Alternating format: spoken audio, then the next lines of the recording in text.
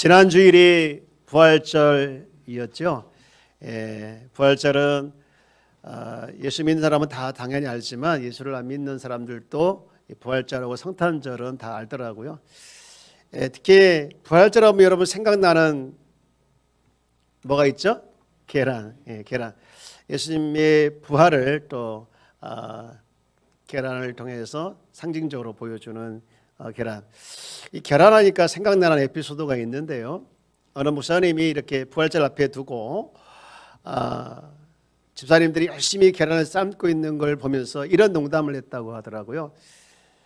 아니, 예수님이 부활하신 날 삶은 계란을 나눠주면 어떡하냐고, 생계란을 나눠줘서 그것을 품고 부활을 시켜야 되지 않냐고 그렇게 했더니 그 계란을 삶고 있던 집사님들이 다 목사님한테 한마디씩 했다고 하잖아요.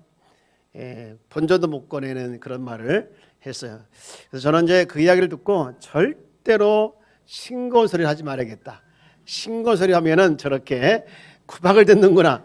그렇게 생각을 하고 이제 싱거운 소리를 안 하려고 합니다. 우리 한번 옆에 계시면 인사할까요? 예수님 부활하셨습니다.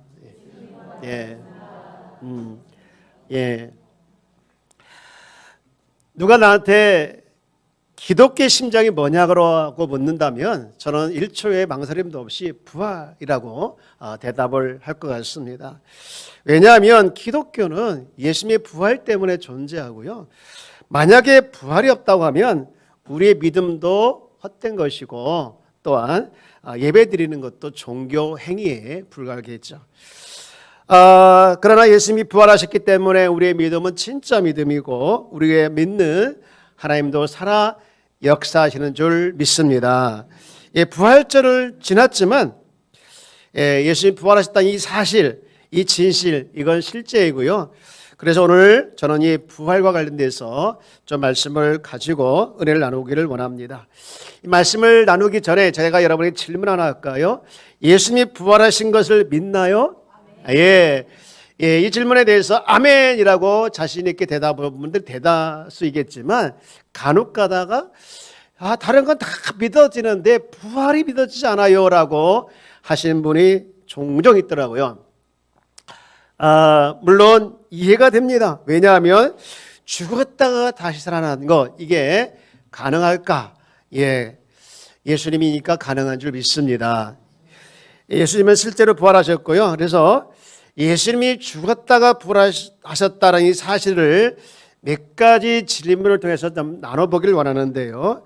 첫 번째 질문은 부활이 왜 중요하냐입니다. 부활이 왜 중요하냐?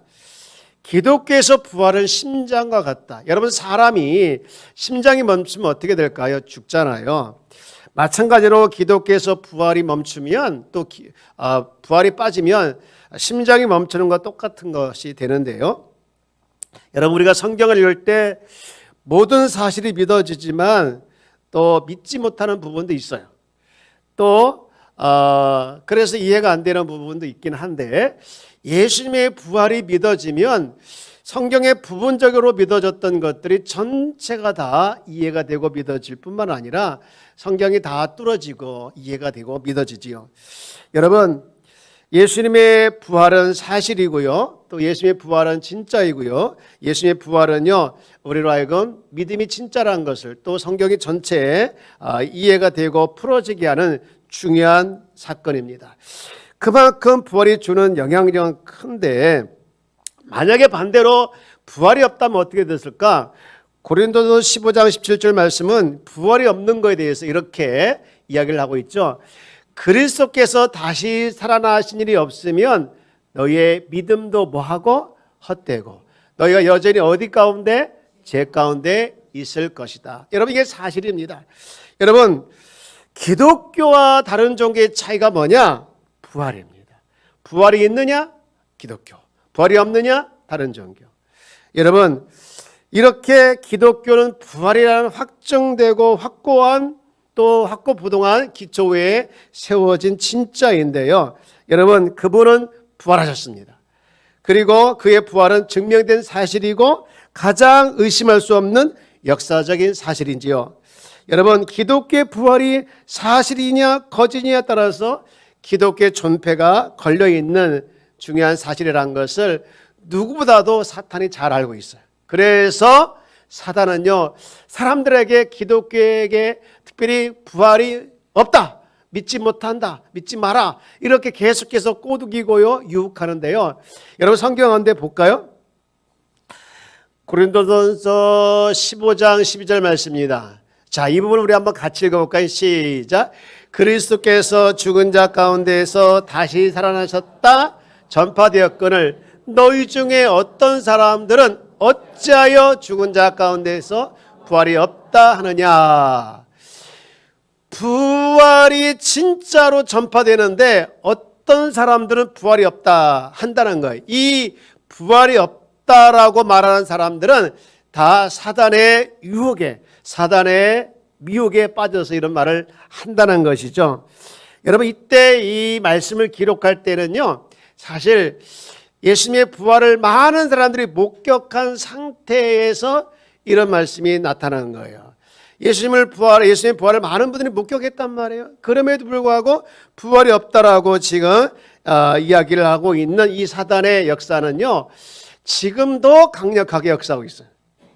여러분, 그러나 예수님의 부활이 확실한 증거는 성경에서 말하고 있고 또 우리의 믿음이 틀림이 없다는 것에 대해서 부활로 증명하고 있는데요. 여러분, 사도행전 17장 31절 말씀 이렇게 기록되어 있습니다. 이는 정하신 사람으로 하여금 천하를 공의로 심판하는 날을 작정하시고, 그 다음 같이 볼까요? 이에 그를 죽은 자 가운데서 다시 살리신 것으로 모든 사람에게 믿을 만한 증거를 주셨음이니라 하니라. 모든 사람에게 믿을 만한 증거, 그게 뭐라는 거예요? 그 앞에 있는 그를 죽은 자 가운데서 다시 살리신 것. 이 부활이 모든 사람에게 믿을 만한 증거가 된다라는 거예요. 여러분, 기독교가 기독교다운 확실한 증거는 뭐냐? 부활입니다. 우리의 믿음이 헛되지 않는 확실한 증거는 뭐냐? 부활입니다. 그래서 부활이 중요한 것이고요. 하나님이 살아계시느냐 또 역사하시냐라는 그 증거가 바로 부활입니다. 그러므로 부활은요, 기독교의 심장이요, 기독교의 가장 중요한 핵심이요, 그리고 부활이 없으면 기독교가 없는 거예요. 그래서 부활이 중요한 거고요. 두 번째 질문 이겁니다. 그러면 그렇게 중요하냐? 그러면 부활의 증거가 있느냐라는 거예요. 여러분, 증거가 있어야 되겠죠? 예, 증거에 대해서 조금만 말씀드리면 몇 가지를 말씀드려요. 증거, 첫째 증거는요, 빈 무덤입니다. 여러분, 제가 이스라엘 갔다 왔는데요, 우리나라의 무덤과 이스라엘 무덤이 다르더라고요. 이스라엘 무덤은요, 저렇게 다 돌로 되어 있어요. 그래서 돌 무덤에 돌문으로 이렇게 되어 있더라고요. 사실 예수님이 살아계실 때에 자신이 죽었다가 다시 살아날 것이다 라고 끊임없이 가르쳤거든요. 그것이 잘못된 가르침이다 라고 사람들은 이야기하게 하고, 그리고 또 예수님을 죽이고 난 다음에 혹시 살아날까 봐 무덤을 닫아놓고 도장을 찍고 그 앞에 군인들이 지키고 있어요. 그런데 예수님은요, 무덤문을 열으셨고 죽을 때 입었던 그 수의를 그대로 벗어놓고, 그리고 이스라엘 시신이 온데간데 없어진 거예요. 그야말로 무덤이 비어있다. 여러분, 비어있는 무덤이 예수님이 부활하셨다는 건 첫 번째 증거가 되고, 그런가 하면 두 번째 증거는요, 그 무덤 입구에 만들어 놓은 인봉, 다시 말해서 무덤문을 딱 닫아놓고 절대로 이 문 열면 안 돼 하고서 도장을 딱 찍어 놓은 게 이게 인봉인데, 이게 부서진 거예요. 여러분, 로마에는요, 인봉을 하면 절대 어느 누구도 이 인봉을 마음대로 허락하지 않고 손대면 안 되는 거예요. 손대면 즉시 처형입니다. 그만큼 강력한 이게 인봉의 효과예요. 그런데 예수님의 제자들이 그 인봉을 부수고 예수님의 시체를 옮겼다? 이건 말도 안 되는 일이고요. 예수님께서 부활하셔서 인봉을 부시고 문을 여신 거예요. 두 번째 증거가 바로 무덤 앞에 붙어있던 인봉이 부서진 것. 이것이 두 번째 증거라고 하면, 세 번째 증거가 또 있죠. 뭐냐? 세마포. 즉 예수님께 돌아가실 때 입었던 그 세마포, 우리말로 수의가 그대로 무덤에 남겨져 있었다는 것이죠. 만약에 누군가가 시체를 훔쳐갔다고 하면 이 시체와 함께 있었던 세마포를 가지고 갔겠죠. 그러나 살아나셨기 때문에 예수님이 입었던 세마포가 그대로 그 무덤에 남겨져 있었던 것이죠. 이와 같은 증거들도 있었고요. 가장 중요한 증거는요, 예수님의 부활을 실제로 본 사람들이, 즉 증인들이죠. 우리 성경을 한번 더 보면 고린도전서 15장 4절과 그리고 그 말씀을 쭉 볼까요? 누가 봤는지. 장세 지난 바 되었다가 성경대로 사흘 만에 다시 살아나사. 5절 시작. 게바에게 보이시고 후에 12 제자. 6절 그 후에 500여 형제에게 일치에 보이셨나니 그 중에 지금까지 대다수는 살아있고 어떤 사람은 잠들었으며. 7절 그 후에 야고보에게 보이셨으며 그 후에 모든 사도에게와. 8절 맨 나중에 만삭되지 못하여 난 자 같은 내게도 보이셨느니라. 이처럼요 많은 사람들이 예수님의 부활을 본 거예요. 죽었던 예수 다시 살아나신 것을 많은 분들이 보신 거죠. 그리고 그분들이 증언하고 있고요. 그리고 마지막으로 가장 큰 증거는 제자들의 변화입니다. 3년 동안 제자들이 예수님을 쫓아다니면서 얼마나 많은 기적을 그들이 봤죠. 우리는 평생 한번 볼까 말까 하는 기적들을 3년 내내 본 거예요. 오병이어의 기적, 또 죽은 자가 살아나고 많은 치료자들이, 불치병들이 고침받고 등등등 수없는 기적들이 그들이 봤고 그들이 실제로 또 기적을 행했죠. 그런데 예수님이 잡히시자 다 도망갑니다. 심지어는 예수님을 저주까지 하죠. 그랬더니 그들에게 대한 예수님의 승부수는 뭐야? 바로 부활이었어요. 오늘 읽었던 요한복음 2장 20절 말씀 한번 볼까요? 죽은 자 가운데서 살아나신 뭐의 후에야. 제자들이 이 말씀을 하신 것을 기억하고 성경과 예수께서 하신 말씀을 뭐 했더라? 믿었더라라는 거예요. 여러분 믿었으면 끝났을까요? 그들의 삶의 생각과 가치관과 모든 걸 완전히 바꿔놨습니다. 그래서 실제로 예수님을 위해서 죽기까지 순교하는 그런 분들이 다 예수님의 제자들이 아니었습니까? 많은 분들이 예수님의 부활을 믿지 못하고 이런저런 이론을 대고 이런저런 이런 의구심을 내면서 예수님이 부활하지 않았다, 사실이 아니다, 거짓이다 라고 많은 분들이 이야기하고 있지만 예수님이 부활하셨다는 사실은 이 제자들의 변화, 많은 증인들 그리고 증거들 이런 걸 봤을 때 부활했다는 사실은요 실제이고 역사적인 사건이라는 것으로 우리가 믿어 의심하지 않을 수 없습니다. 여러분 예수님은 실제로 부활하셨습니다. 우리가 믿는 기독교는요 검증이 가능한 믿음의 근거를 갖고 있고요, 우리가 믿는 믿음의 대상인요 예수 그리스도가 막연한 존재가 아니라 역사적으로 존재했으며 그분이 역사 속에 실제로 이루신 일이 모든 일이 사실이고, 또한 거기다가 정확하고 또 확실한 증거는 부활의 표적이 되신 겁니다. 그러므로 기독교는 근거가 없는 막연한 것을 믿는 것이 아니라 사실과 실제를 증거로 하여 믿는 것, 이것이 기독교의 믿음이고 우리가 믿는 믿음인 줄 믿습니다. 부활의 증거가 있느냐? 예, 있습니다. 여러분 누가 여러분에게 부활의 증거가 있느냐 물어보시면 여러분 자신 있게 예, 있습니다. 제가 한번 물어볼까요? 부활의 증거가 있습니까? 네, 있습니다. 약해요. 부활의 증거가 있습니까? 네, 있습니다. 아멘. 여러분 이 부분에 대해서 절대로 흔들지 않기를 주여 여러분 축복합니다. 확신이 있으면요 흔들지 않아요. 확신이 없으니까요 마귀가 틈을 타고 사람이 그것을 이용하는 거예요. 여러분 확신하기를 주여 여러분 축복합니다. 세 번째 질문은요, 그러면 증거도 있으면 이게 나와 무슨 상관이 있느냐라는 것이죠. 한 가지 분명한 사실은요, 예수님은 우리의 죄를 위해서 십자가에 죽으셨고요, 그리고 죽었다가 다시 부활하셨습니다. 그런데 이것을 믿는 사람하고 안 믿는 사람의 차이가 있는데 뭐냐, 예수님이 이런 말씀하셨죠. 요한복음 14장 6절 말씀에 보면 예수께서 이르시되 내가 곧 길이요 진리요 생명이니 나를 말미암지 않고는 아버지께로 올 자가 없느니라. 또 예수님의 제자였던 베드로는 이렇게 말합니다. 사도행전 4장 12절 말씀에 보면 세 번역으로 있는데 우리 한번 같이 이부를 한번 다 읽어볼까요? 시작. 이 예수밖에는 다른 아무에게도 구원은 없습니다. 사람들에게 주신 이름 가운데 우리가 의지하여 구원을 얻어야 할 이름은 하늘 아래에서 이 이름밖에 다른 이름이 없습니다. 아멘.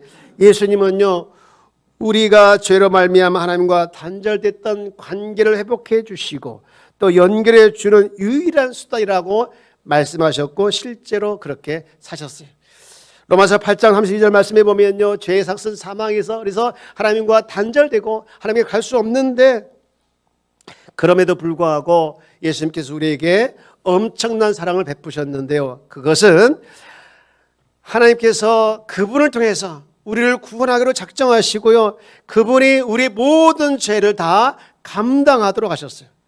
그래서 우리로 하여금 죄에서 자유하게 하셨고, 하나님과 관계를 회복하게 하시고, 영원한 하나님과의 관계로 살 수 있고, 또 그분과 앞에 나갈 수 있도록 길을 열어주신 것이죠.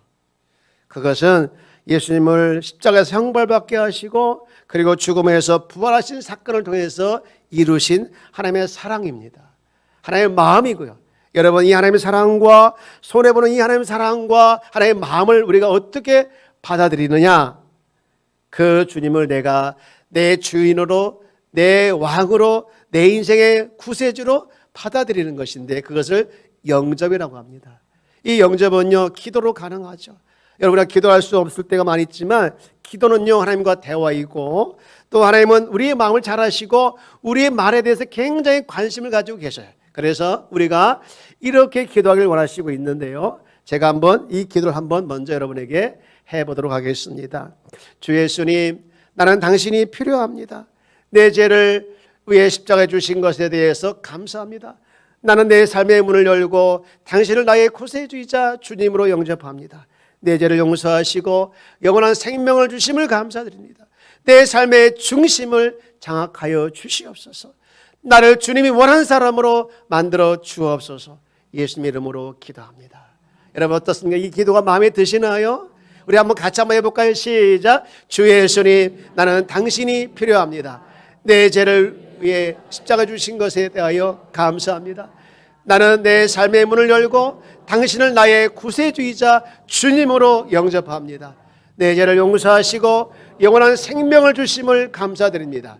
내 삶의 중심을 장악하여 주시옵소서. 나를 주님이 원하는 사람으로 만들어 주옵소서. 예수님의 이름으로 기도합니다. 아멘. 성경은요, 이렇게 예수님을 영접하는 자에게 놀라운 약속을 해주셨는데, 그 약속이 뭔지 아십니까? 요한일서 5장 11절 그리고 12절 보면 이런 약속을 해주셨죠. 또 증거는 이것이니 하나님의 우리에게 영생을 주신 것과 이 생명의 그의 아들 안에 있는 그것이니라. 12절, 아들이 있는 자에게는 생명이 있고 하나님의 아들이 없는 자에게는 생명이 없느니라. 아멘. 자, 여러분, 한번 제가 예언을 하나 드릴게요. 지금 제가 가방이 하나 있어요. 가방. 실제로 가방을 한 가지 나왔는데, 여러분, 이게 한번 가방이라고 생각해 봅시다. 이 가방 안에 금 10돈을 담았어요. 금 10돈. 몇 돈이요? 그래요, 10돈. 아, 참, 10돈이나 10돈이나 같은 거 아니에요? 예, 금 좀 크게 쓸까요? 100돈. 너무 무거운가? 좋아, 10돈을 통해서 10돈을 제가 담아서 이 가방을 제가 여러분에게 드렸어요. 그러면 여러분, 이 가방과 함께 이 가방 안에 있는 무엇도 여러분이 받으신 거죠? 금 몇 돈? 금 몇 돈이요? 10돈이 중요합니까? 가방이 중요합니까? 아니죠. 가방이 중요하죠. 왜요? 가방을 받아야 금을 받을 수 있으니까. 여러분, 예수님이라는 부분이 가방으로 생각할 수 있다면 예수님 안에 있는 생명을 내가 받을 수 있다. 예수님을 내가 받아들이게 되어지면 예수님 안에 있는 생명을 내가 받아들이는 거예요. 여러분, 오늘 본문에 보면, 말씀에 보면 아들이 있는 자에게는 뭐가 있고 생명이 있고, 아들이 없는 자에게는 뭐가 없다? 생명이에요. 여러분, 생명을 가지고 계시는 예수님을 내가 받아들이고 영접하는 자에게는 여러분, 영생이 여러분에게 선물로 주어지는 줄 믿습니다. 여러분, 사랑하는 여러분, 부활하신 예수님이 나와 무슨 상관이 있을까요?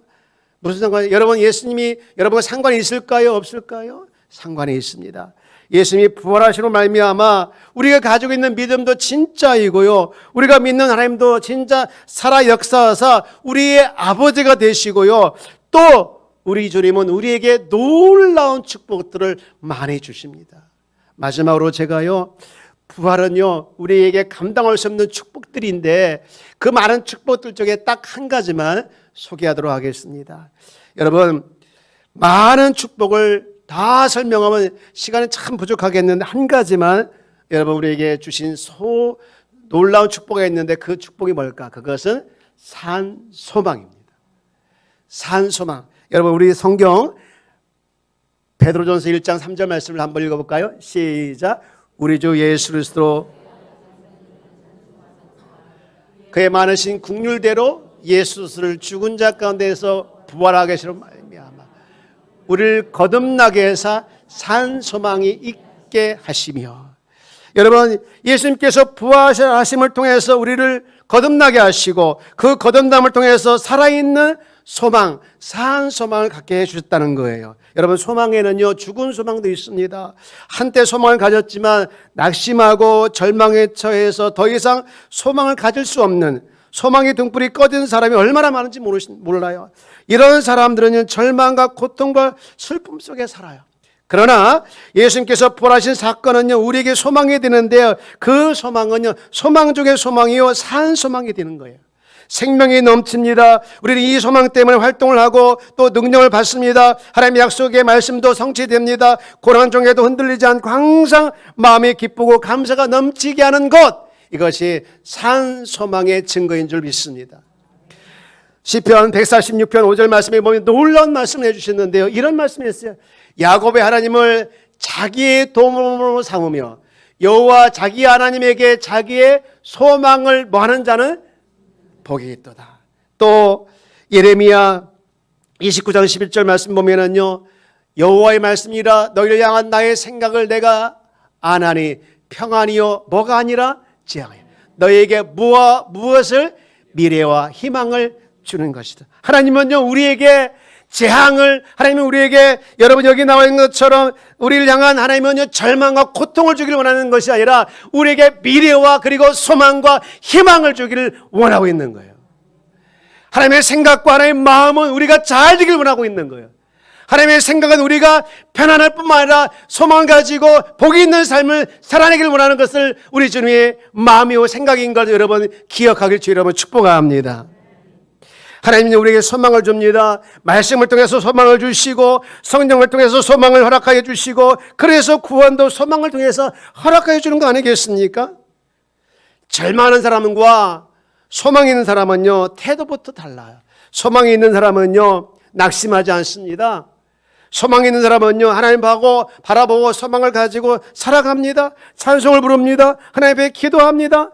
어떤 어려움이 있어도 인내하고 참고 견딥니다. 그래서 결국에는 그 소망이 이루어지고 그 소망이 그 삶 가운데 역사하는 것을 보게 되죠. 사랑하는 여러분 어떤 가운데 절망하고 있는지 모르겠지만, 낙심하고 있는지 모르겠지만 부활하신 주님을 만나서 그 부활하신 주님 때문에 산 소망이 여러분의 삶의 힘이요 능력이 되어지기를 주 여러분 축복합니다. 영국의 위대한 작가 윌리엄 셰익스피어는요 이런 말을 했죠. 불행을 고치는 약이 있다면 그것은 소망이다. 인생을 불행하고 외롭고 슬프게 사는 사람에게 처방이 될 수 있는 약은 뭐냐? 소망이라는 거예요. 제가 교회를 처음 개척을 하고 이름을 예수 소망교회라고 지었어요. 제가 짓고 싶었던 게 아니라 그 교회 갔더니 그렇게 다 되어 있더라고요. 그때 나오셨던 분을 제가 잊지 못하는데요, 이분이 우리 교회에 나오신 동기가 어르신인데 이름 보고 나왔어요. 예수 소망 교회. 야, 저 교회 가면 소망이 있겠구나. 저 교회 가면 소망이 있겠구나 하면서 그 소망이라는 말이, 소망의 단어가 그분에게 확 다가왔던 것 같아요. 그래서 우리에게 나와서 신앙생활을 잘 하시다가 이제 멀리 시골로 이사를 가셔서 이제 못 나오셨는데 가끔 전화를 해보면 잘 신앙생활을 하고 있다는 얘기를 들었던 적이 있어요. 그 뒤에 어느 젊은 부부도 우리 교회가 처음에 이제 이 전도지 가지고 주보를 가지고 전도를 했던 적이 있었는데요. 이 주보에 보니까 예수 소망 교회, 이름이 너무 좋다는. 그래서 젊은 부부 나왔던 부부도 있었습니다. 그래서 제가 생각하기를 사람들이 참 소망을 좋아하는구나. 우리에게 부활의 주님은요, 죽은 소망이 아니라 거듭나게 하사 산 소망을 주셨습니다. 이 놀라운 축복을 갖고 누리고 증거하는 증인의 삶을 살아내는 저와 여러분들 되어지기를 주의 이름으로 축복합니다. 왜 삶에 보람이 없습니까? 왜 기쁨이 없습니까? 왜 행복하지 못합니까? 소망이 없기 때문에. 부활하신 주님은 우리에게 참된 소망을 주신 줄 믿습니다. 이 소망을 가지고 살아내길 주의 이름으로 축복합니다. 그리고 그 소망의 주이신 주인 예수 그리스도가 여러분의 인생의 주인 되도록, 여러분의 인생의 통치자가 되어지도록 여러분을 내어드리고 그분께 맡기며 의지하며 나가기를 주의 이름으로 축복합니다. 우리 주님은요, 지금도 살아 계십니다. 우리 주님은 지금도 살아 계실 뿐만 아니라 살아서 역사하시는 분인 줄 믿습니다. 보이지 않지만 실제이시고 보이지 않지만 그것은 사실입니다. 여러분, 그 주님이 여러분의 참된 소망이어서 그 주님과 평생 살아가는 귀한 성도가 다 되어지기를 주의 이름으로 축복합니다. 축복합니다. 축원합니다. 우리 옆에 계신 인사할까요? 예수님이 부활하셨습니다. 한 번 더 인사합시다. 예수님은 나의 산 소망이십니다. 할렐루야. 오늘 말씀을 생각하면서 이 찬양의 안에 다 우리 말씀 들어가 있는데요. 이 찬양을 올려드렸으면 좋겠어요. 살아계신 주